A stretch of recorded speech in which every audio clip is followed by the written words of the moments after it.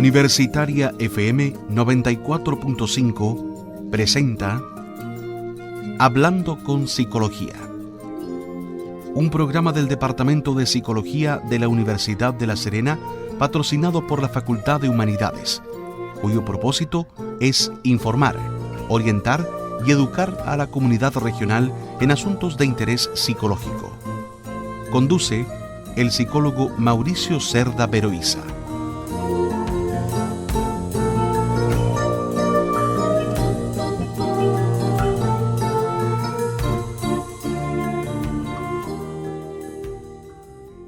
Buenas tardes, queridos auditores. Estamos en la primera emisión de Hablando con Psicología en este 2017. Aprovechamos de desearles un buen año. Ojalá que este año las cosas anden bien para ustedes. Sabemos que la vida tiene sus dificultades, pero podemos aprender de ellas, podemos superarlas y podemos alcanzar grados importantes a veces de tranquilidad, de bienestar, de alegría, de fraternidad. En eso estamos y derechamente ese es uno de los propósitos que tiene este programa, ayudarlos con las herramientas que podamos comunicarles a través de las posibilidades que ofrece la radio para que en sus vidas, en lo cotidiano, en el trabajo, en los colegios, puedan ir, ojalá, consiguiendo unos avances ahí en cuanto a tener una vida con más calidad. Y en esta primera emisión entonces de este 2017 tenemos como invitada a Paola Dinamarca. Ella es la actual directora de la Escuela de Psicología de la Universidad de La Serena. Ella es magíster en psicología y una especialista en psicología social comunitaria y psicología jurídica. Buenas tardes, Paola, muchas gracias por estar con nosotros. Buenas tardes, Mauricio, muchas gracias por la invitación. Y vamos al grano. Hay mucha gente que no sabe bien qué es esto de la psicología social comunitaria. ¿Cómo es eso? A ver, la psicología social comunitaria se denomina así porque es un área propia, digamos, de la psicología social comunitaria latinoamericana. En otros países o en otros, digamos, continentes como Norteamérica o Estados Unidos tiene otro nombre. Es comunitaria asociada más a la salud mental. Pero acá en Latinoamérica tiene sus raíces como una crítica a la psicología social positivista y aparece, digamos, con ese apellido, social comunitaria, para que no se olvide que sus raíces nacen de la crítica a la psicología social positivista norteamericana. Tiene un sabor más latinoamericano, sí, más centrado en la promoción de los niveles socioculturales más deprivados. ¿Y eso? Exactamente, o sea, si uno ve quiénes son las personas, digamos, que están, por decir así, los modelos teóricos que la sustentan, por ejemplo, desde Ignacio Martín Baró, sacerdote jesuita, digamos, y también nos encontramos con Paulo Freire, o sea, hay elementos de la sociología, de la filosofía y propia de la psicología social. Hay una visión política también, sí, en un amplio sentido. Se reconoce al psicólogo veces, como un sujeto político. Aquí en el área de la psicología social comunitaria no se habla de que es una psicología neutra. O sea, se habla de que efectivamente uno tiene una posición. Lo importante es dar cuenta de esa posición. Por lo tanto, tampoco hay neutralidad. Lo que no quiere decir que no haya rigor, digamos, respecto de lo que se trabaja y lo que se hace. Lo que pasa es que se hace desde la comunidad, con la comunidad y para la comunidad. Y en concreto, ¿cómo se lleva a cabo un trabajo de ese tipo? ¿Cómo es eso de trabajar con la comunidad, para la comunidad, desde la comunidad? Bueno, hay un cambio que uno podría decir en relación a la psicología tradicional, que es más clínica y más centrada en el individuo. Acá hay más un enfoque donde se reconocen los contextos culturales, sociales, económicos. Y se reconoce también a las personas como, y a los grupos, los individuos, las comunidades, como personas que son capaces de autodeterminarse.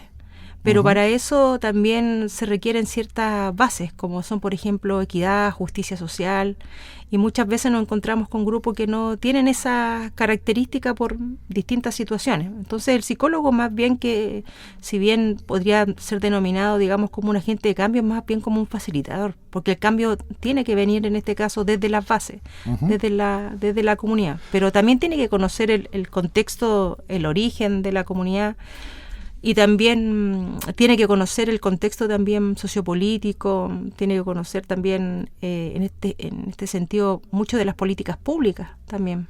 Eso te iba a preguntar, porque según lo que nos estás contando entonces, la psicología social comunitaria tiene un interés natural también por las políticas públicas, sí. por buscar aquellas políticas públicas que permitan el mejor bienestar de las comunidades, ¿sí?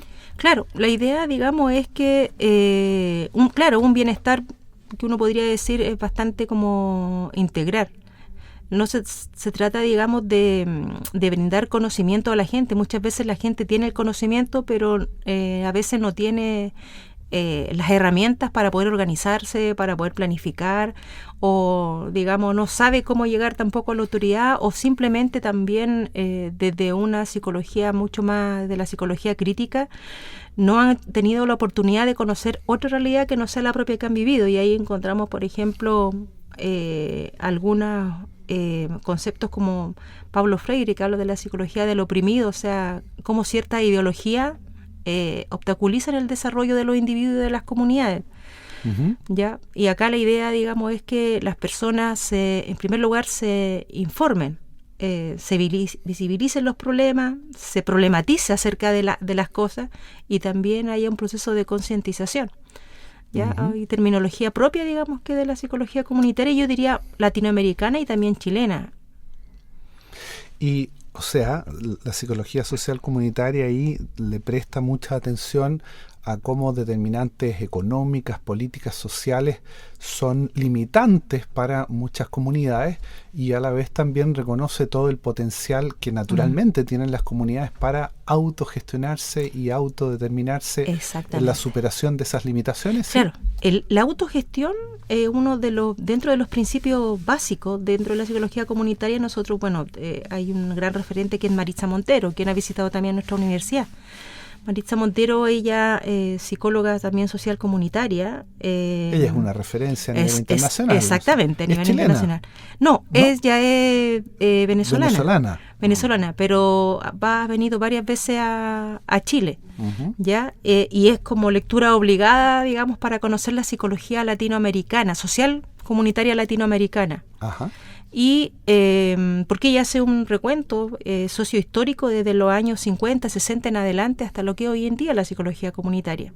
Entonces, ella habla de ciertos principios básicos en ese sentido de que debe promover la psicología comunitaria, que es la autogestión, la capacidad, digamos, de la relación entre la teoría y la praxis, no solo quedarse en la cosa academicista, sino que trabajar con la comunidad.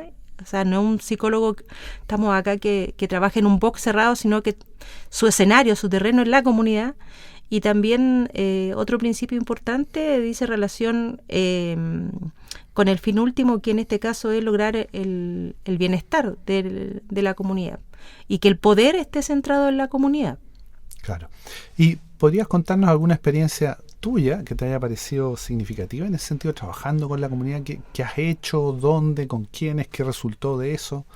Sí, yo tengo varias experiencias de haber trabajado en poblaciones en contextos de vulnerabilidad social y de exclusión social, en sectores preferentemente, digamos, con jóvenes infractores de ley. De ahí que después derivo en el área de la psicología jurídica. De la psicología jurídica, exactamente. Vamos a hablar de eso también. Entonces, trabajando con talleres con las mamás y también, digamos, con juntas de vecinos, porque en un momento había que ver que estos jóvenes tipificados como jóvenes problemas eran jóvenes que eran parte también de la comunidad, y que muchos de los problemas que habían aparecían tempranamente en el desarrollo de ellos. No es que solamente cumplieran una edad X y que de un día para otro fuesen a cometer, por ejemplo, delitos, sino que habrían ciertas variables también contextuales, también de biografías personales, pero también asociadas también a las condiciones de vida de muchos adolescentes que ahora son denominados como infractores, digamos, de ley. En ese tiempo eran jóvenes con problemas conductuales o en conflicto con la justicia. Uh-huh. O sea, otra manera de entender claro. lo que les ocurría es lo que aporta la psicología, me confundí, la social comunitaria. Sí. Bien, vamos a seguir conversando sobre esto, pero luego de una pausa en la que vamos a oír una canción de Congreso, esta banda chilena, el tema Súbete a la vereda.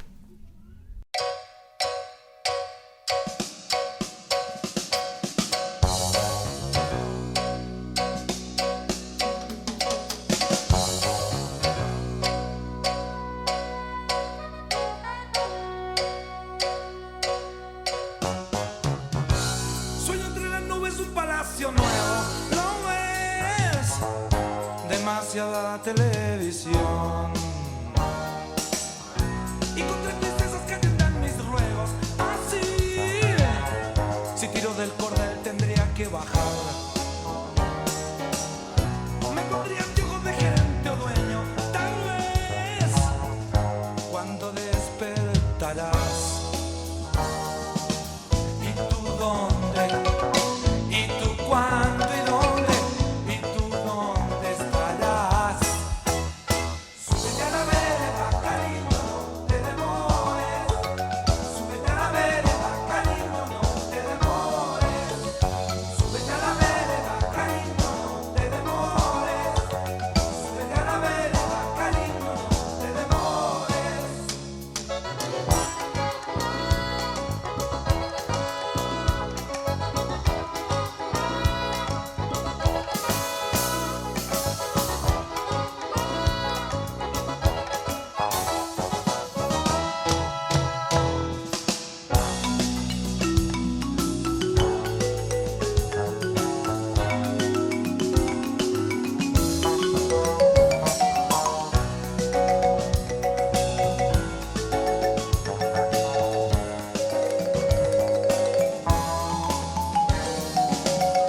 Con un espejito llamaría al viento. Así, despierta negro y ayúdame a cruzar.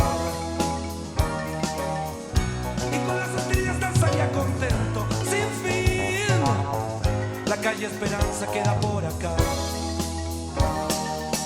¿Y tú dónde? ¿Y tú cuándo y dónde? ¿Y tú dónde estarás?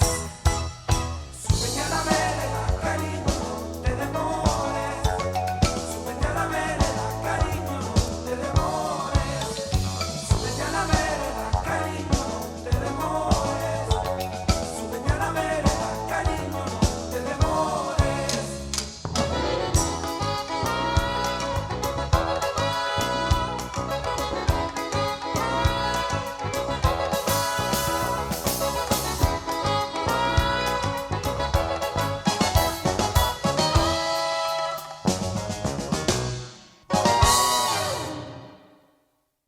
Estamos conversando con Paola Dinamarca, directora actual de la Escuela de Psicología de nuestra Universidad de La Serena, y quien es una especialista en psicología social, comunitaria y jurídica. Nos contabas de cómo habías hecho una experiencia concreta. Tú tienes años ya de trabajo, ¿no es cierto?, con jóvenes infractores de ley, en contacto directo con las comunidades. Y ahí, ¿qué es lo que han podido promover? ¿Hay programas, por ejemplo, de prevención o de reinserción o algo por el estilo? Actualmente, desde la política gubernamental, existen obviamente orientaciones técnicas y en este caso, digamos, la temática de infractores de ley está a cargo del CENAME, del Servicio Nacional de Menores. Importante es señalar, digamos, que según la experiencia que yo he trabajado y también con otros colegas, digamos, exalumnos, muchos también, se ha visto, digamos, que en realidad hay un continuo muchas veces entre lo que es la infracción a la ley y la historia previa, ciertos factores que son, a veces uno podría decir, dinámicos, otros estáticos. No hay una sola teoría que explique por sí misma el por qué los jóvenes infringen la ley. Ajá. Entonces, también la propuesta hoy en día, a partir de la creación del año 2007 de la Ley de Responsabilidad Penal Adolescente, que se ha visto como más pertinente, es que haya un diagnóstico diferenciado y una intervención también diferenciada, porque no se puede hablar de la delincuencia juvenil, sino que de las delincuencias, así como se habla de las adolescencias. Ajá. ¿Ya? O sea, hay que reconocer que existe una diversidad en ese sentido de comisión de delito y que también no pueden hacerse intervenciones ni diagnósticos estandarizados. Claro, porque no se estaría respondiendo a la particularidad de algún adolescente, digamos. Exactamente, porque podremos tener, por ejemplo, 10 jóvenes que aparezcan con el mismo delito, pero las razones por las cuales están ahí, digamos, o han cometido ese delito son diversas y son distintas. Claro. ¿Y cuáles son las principales distinciones que se hacen ahí Tú me dices que son distintas formas de entender los delitos que cometen. Se reconocen distintos factores detrás de ellos. ¿Cuáles Sí, son las lo que pasa es que hay principales distintas distinciones de esas claro, formas de delinquir? hay distintas teorías. Lo que pasa es que hoy en día se plantea, por ejemplo, que existen ciertos delitos que se cometen y que son propios de la etapa de la adolescencia, donde se habla que estos delitos son parte de un epifenómeno, digamos, dentro de la adolescencia, y que decantan incluso a veces gradualmente sin intervención. ¿Ya? Sin que se haga nada, desaparece. Exactamente, pero hay otros, por ejemplo, que cuyo inicio ha sido bastante precoz. En ese sentido, hay casos emblemáticos, digamos, que se han visto, digamos, en televisión.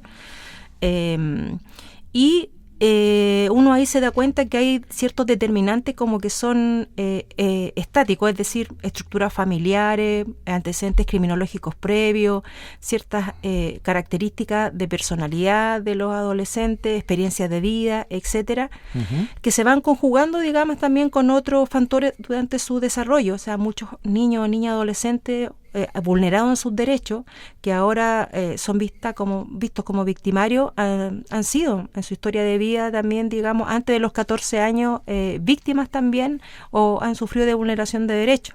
Entonces, a veces la brecha no es muy clara, y sí. nos damos cuenta que de repente hay un adolescente de 14 años donde es responsable penalmente, pero con un historial previo, por ejemplo, donde ha habido negligencia por parte de los padres, ha sido expulsado del sistema escolar, no se han dado por diferentes las razones las oportunidades para que él pueda satisfacer sus diferentes necesidades, su desarrollo. Y hay otras veces en que nos encontramos con un adolescente de 14 años, digamos, que tiene un historial ya de 14, 12 causas, por ejemplo, y la pregunta es, ¿qué hizo el sistema antes? Claro. Hoy en día hay programas de prevención que están asociados a programas de la Subsecretaría de la Prevención del Delito, por ejemplo, el programa 24 horas del Sename.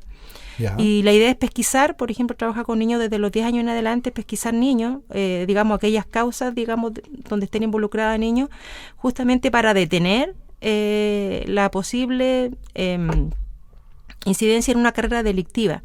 Y ahí hay ciertas teorías que se denominan como la teoría del desistimiento, por ejemplo, y la teoría del desistimiento apunta a conocer cuáles serían las posibles, ya no razones de por qué el joven delinque, sino por qué podría dejar de delinquir.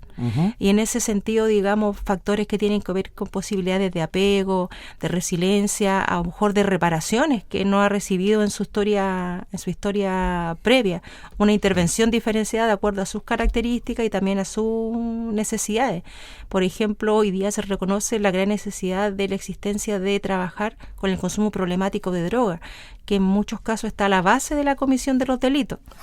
Claro, entonces influye. Exactamente, o sea, hay un porcentaje considerable de jóvenes que tienen Cometen consumo delitos con asociado. Claro, uno no puede decir que es lo primero, que es lo segundo, o que es primero, que es después, pero están asociados. Entonces, si se pretende, digamos, en ese sentido, que haya un desistimiento de la conducta delictiva, se tiene que abordar el consumo problemático de droga. Claro.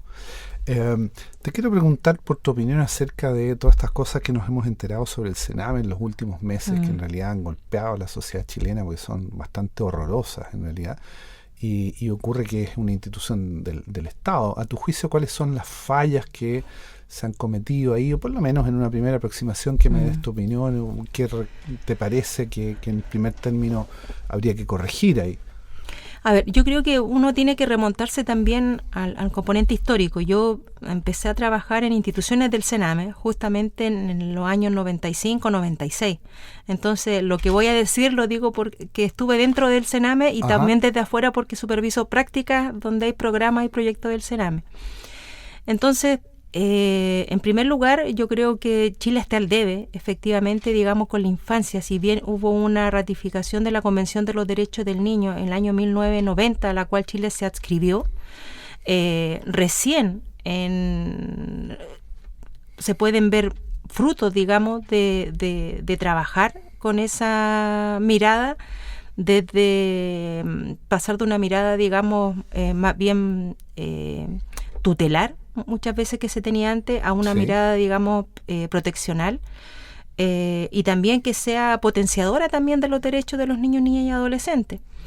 El Sename se crea el año 79, me parece, donde era CONAME, Corporación Nacional de Menores. Ujú. Luego pasa a ser Servicio Nacional de Menores, pero en el año 90, con la devuelta a la democracia, se quiere hacer una reforma al CENAME, pero no han habido muchos avances significativos, porque eso requiere inyección de recursos, y la inyección de recursos, digamos, económico, es lo que efectivamente está en el debe. Hoy en día funcionamos con la ley de subvenciones. Ya. ¿Eso qué quiere decir?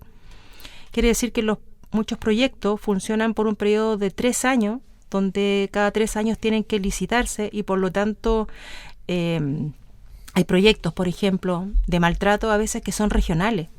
Entonces, si uno ve las cifras de niños que tienen, por ejemplo, una causal por ingreso vía maltrato a algún tribunal, uno ve que hay una gran cantidad de niños en lista de espera. Entonces, el mismo sistema muchas veces los vulnera, porque uno se pregunta cómo va a haber lista de espera para recibir una reparación de maltrato, cuando eso es un derecho y es lo mínimo que le tiene que brindar un estado de bienestar. Pero Sí. lamentablemente estas prestaciones son de terceros. ¿Ya? Porque en este caso, con la ley de subvenciones, lo que hace es que corporaciones o fundaciones sean quienes brindan los servicios, y no directamente, digamos, el Estado. El Estado, sí. Bien, vamos a ir a una segunda pausa. Vamos a escuchar una canción con una letra muy hermosa, muy poética, de un gran cantautor chileno, no tan masivamente conocido, que es Eduardo Peralta. Vamos a oír de él El hombre es una flecha.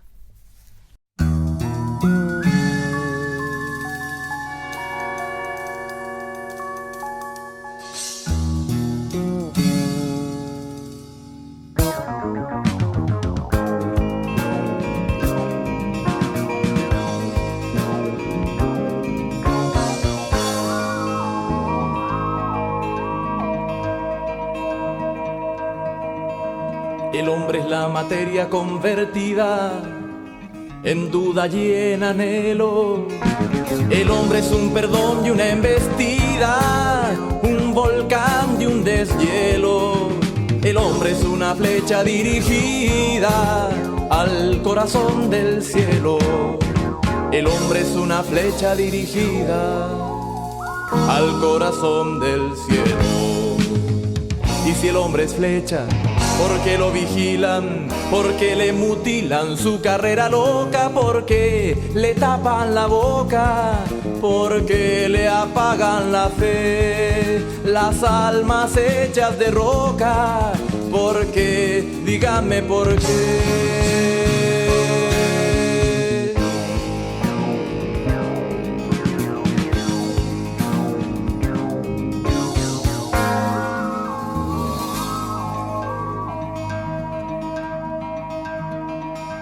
El hombre es la gacela malherida que llega sin consuelo a llorar a una esquina de la vida, igual que un pequeñuelo.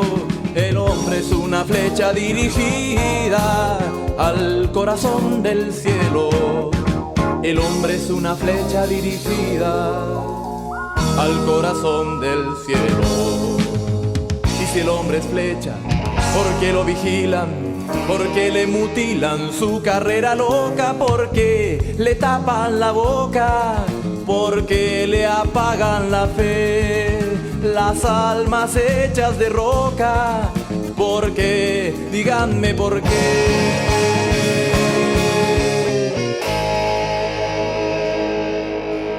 El hombre es como el ave sorprendida en mitad de su vuelo por una libertad malentendida que la hace atarse al suelo. El hombre es una flecha dirigida al corazón del cielo. El hombre es una flecha dirigida al corazón del cielo. Y si el hombre es flecha, ¿por qué lo vigilan? ¿Por qué le mutilan su carrera loca? ¿Por qué le tapan la boca? ¿Por qué le apagan la fe? Las almas hechas de roca. ¿Por qué? Díganme por qué. ¿Por qué le tapan la boca? ¿Por qué le apagan la fe? Las almas hechas de roca. ¿Por qué? díganme por qué.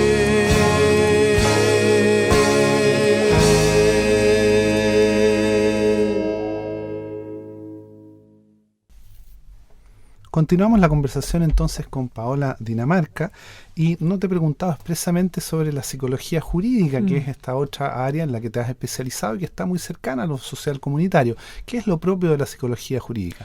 A ver, la psicología jurídica viene siendo, digamos, una área dentro de la psicología, pero que se diferencia de la psicología propiamente tal en que aborda problemáticas que tienen relación con situaciones legales, ¿ya? Y dentro de la psicología jurídica es necesario reconocer que lo que hoy en día se trabaja en Chile en psicología jurídica viene mucho desde España, ¿ya?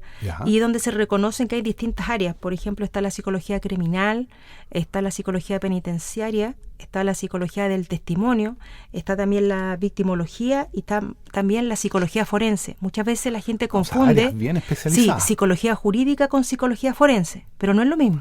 ¿Y cuál es la diferencia? Bueno, la psicología forense es, en este caso, un área especializada de la psicología jurídica. ¿Ya? ¿Ya? O sea, forma parte Claro, de la forma psicología parte de jurídica. esa psicología jurídica, y que en este caso apunta específicamente a lo que es la evaluación y el diagnóstico, que pueden ser de víctimas, testigos o imputados, y que responden a una pregunta. ¿Cualquier involucrado Sí, en un proceso judicial? En un proceso judicial. Por lo Ya. tanto, es reconocido en este caso, digamos, como el psicólogo puede actuar, digamos, como en el área forense, actúa, digamos, como perito. Y eso está reconocido en el Código Procesal Penal. O sea, en el Código Procesal Penal nosotros vemos en el artículo 314 al 322, donde se menciona, digamos, qué es lo que es un perito, qué es una prueba pericial, quiénes pueden solicitarla. Ajá. Y eso es importante reconocerlo también a partir de la reforma procesal penal en Chile, desde el año 2000, que hizo un gran movimiento, digamos, y generó nuevos espacios de formación y también de trabajo y acción de los psicólogos. Sí, eso es importante respecto a la historia de la psicología en nuestro país, porque esto es reciente. Sí. Tú nos estás diciendo, desde el año 2000 que hay un fuerte impulso en el fondo, Claro. con las modificaciones que se hicieron de la reforma, Claro. ¿no es cierto? Lo que pasa es que hoy en día en Chile cualquier psicólogo puede ser llamado, digamos, a constituirse como perito. ¿En qué sentido? Que en Chile todavía no hay una normativa que requiera de un grado de especialización.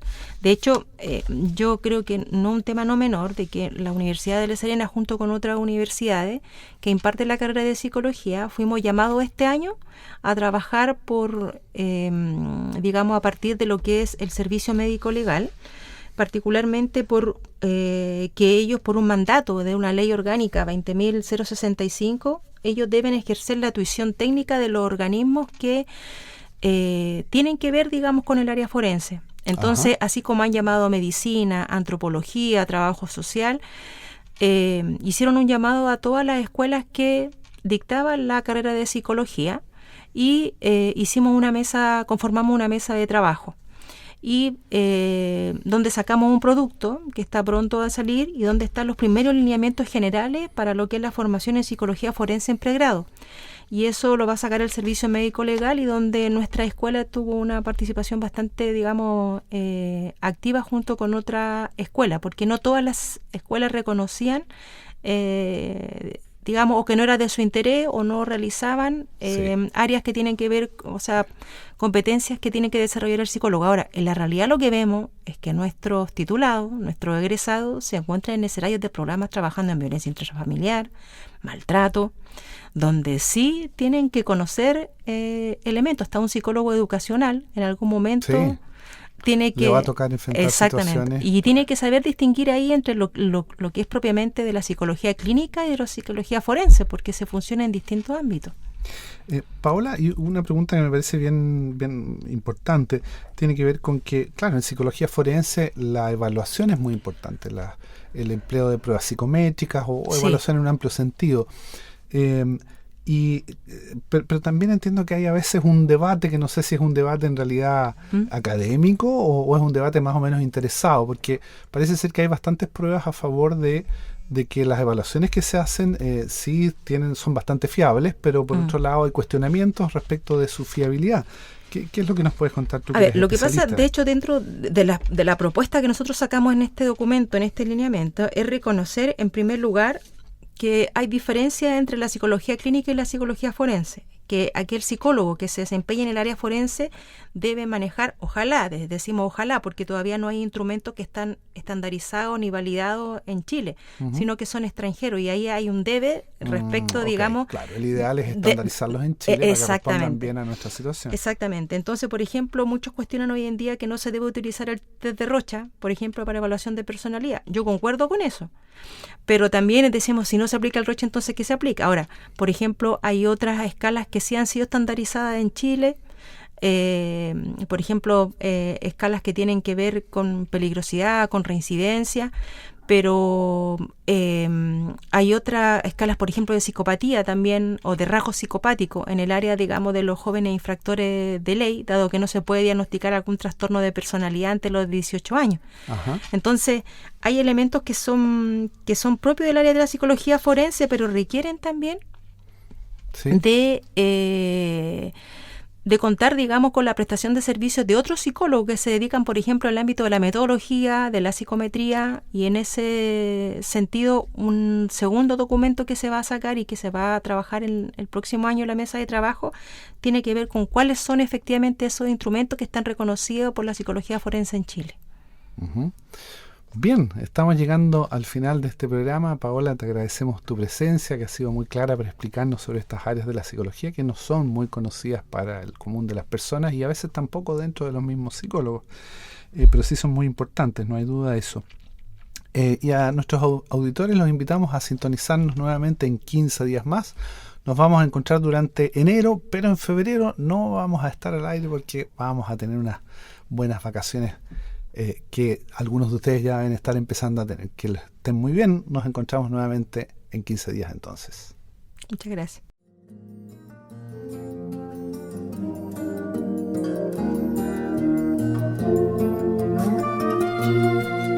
Universitaria FM 94.5 presentó Hablando con Psicología, un programa del Departamento de Psicología de la Universidad de La Serena, patrocinado por la Facultad de Humanidades, cuyo propósito es informar, orientar y educar a la comunidad regional en asuntos de interés psicológico. Conducción a cargo del psicólogo Mauricio Cerda Peroiza.